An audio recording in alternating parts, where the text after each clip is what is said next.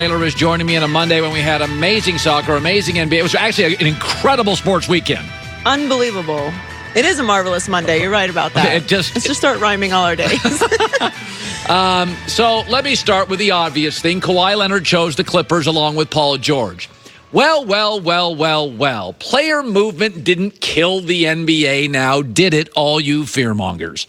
This morning, I've got the Clippers, the Lakers, the Jazz, the Bucks, the Celtics, the Sixers, the Nuggets, the Blazers, the Rockets, and the Warriors. 10 loaded, legitimate NBA playoff teams, and I think about 8 to 9 of those could win the NBA championship. Maybe all 10. I love Denver.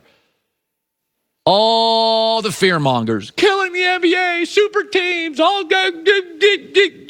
Nah, didn't work. League's never had more parity. 7 of the last 10 years, a new champion, and I've got no idea who's winning next year. A, salary cap league. They can't all go to the same place. B, the market corrected itself. Toronto won with 1 star. C, I do think LeBron was the soul of the NBA for about a decade. He's no longer the Pied Piper. People don't follow his every move. Folks, we live in a country now where everybody is in such a rush to race to Twitter and social media to win the argument. We never let anything bake. Player movement, let it bake for a few years. Yes, LeBron comes in, player empowerment. You had the Miami Big Three. And KD goes to the Warriors, kind of copies him. And you got the Warrior dynasty.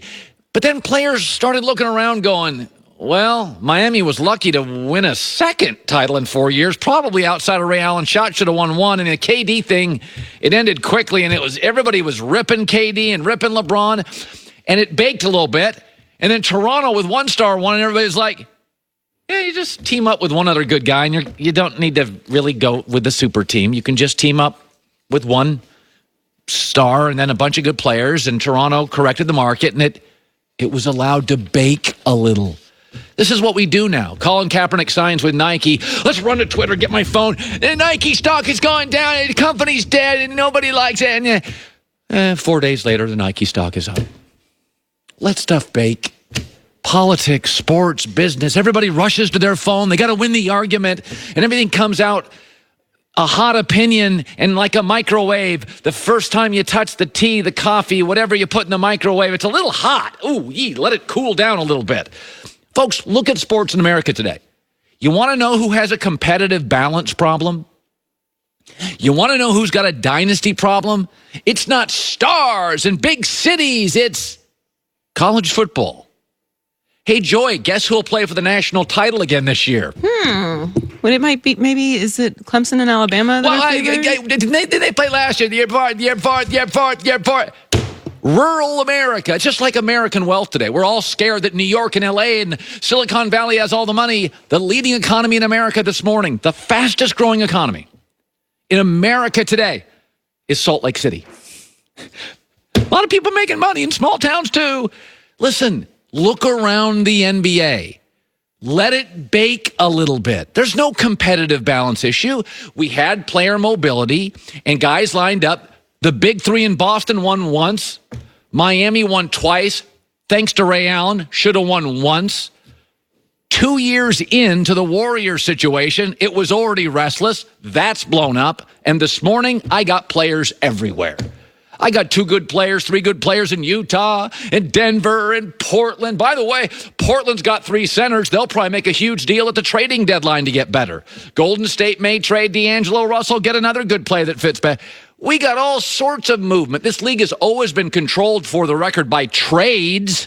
That's how Paul George got to the Clippers, which allowed Kawhi to then choose the Clippers, right? Kawhi told the Clippers, you got to get another star. So an 81-year-old executive engineered a trade, and then Kawhi said, okay, now come. So as much as we get concerned about free agent, it's trade engineered this whole puppy. We're all good. The NBA is fine. Just like the rest of us in America, we should have a right to be mobile, change coasts, change bosses, change brands, change companies. NBA players do. There is no competitive balance issue. Last 10 years, NBA has 7 different champions, and you go ahead and bet on the Clippers and Lakers. I have no idea who's winning the NBA title next year. Let me shift to this. A lot of people are saying this morning, woo-wee, Kawhi Leonard diss LeBron. LeBron is a very unique American athlete. I would put him in the Muhammad Ali class. We've seen Megan Rapinoe, although most of us didn't know her that well a month ago. But let's just say Megan Rapinoe, Muhammad Ali, LeBron James. They are athletes. They're disruptors. They're outspoken. They're political. They're dissenters. And they are incredibly rare. Most women's soccer stars just want to play soccer. They don't want the blowback. Most NBA guys don't want to be more than an athlete. They like being an athlete. And Muhammad Ali, he was not typical. When you look at LeBron, Megan Rapinoe, when you look at Muhammad Ali, these are unique athletes in America. Look at who's dominating sports today. Brooks Koepka doesn't talk. Mike Trout doesn't talk. Christian Pulisic doesn't talk. Kawhi Leonard doesn't talk. Tom Brady, Russell Wilson mostly avoid politics. In fact, Michael Jordan and Tiger Woods are the 2 biggest stars in the last probably 30 years in sports. I mean, literally, they left their sport and the ratings died. Michael Jordan and Tiger got ripped because they didn't want anything to do with politics. Michael Jordan today gets ripped. Republicans buy shoes. Tiger gets ripped. Why won't you talk about social change? Because I don't want to. Politics are messy. But LeBron's different. LeBron's worldview is, I'm going to do more than just play basketball. I'm going to be a disruptor. I'm going to change player mobility. Kawhi Leonard didn't choose today to diss LeBron. Kawhi Leonard's worldview just isn't the same as LeBron's. As KD said, LeBron comes to your team, it's a little bit of a circus. By the way, I've gone to the circus. I like the circus. But the circus is noise, and it's narratives, and it's stories, and it's media, and it's press. And Kevin Durant said, it's a circus. Well, not many players actually want to go play with Ringling Brothers. The reality is, Kawhi, according to stories this morning, didn't choose the Lakers for 2 reasons. He was concerned about the super team label, probably because he watched Durant and LeBron get ripped, and he also didn't like the Lakers' dysfunction, which LeBron has added to.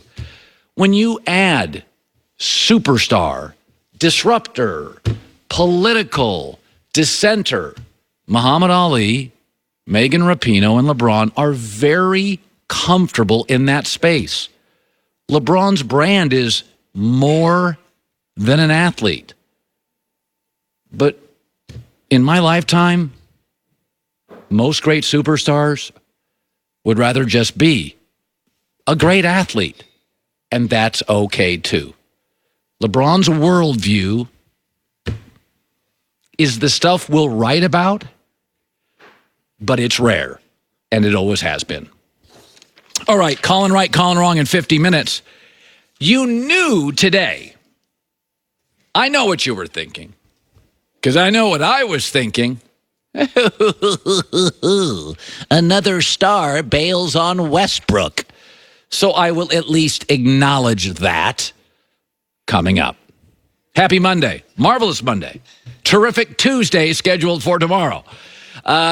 Listen, we know right now that there are people out there, cyber criminals, that would love to get your information and make your life a living hell. And it's never been easier because we've got more passwords and we've got more devices and we've got more moving targets for cyber criminals to get. There are so many threats in today's connected world. I have a friend who's not even a big, social media guy. He just got tagged the other day. Somebody got his information and it's a headache to get out of it. Identity theft's a nightmare. Good thing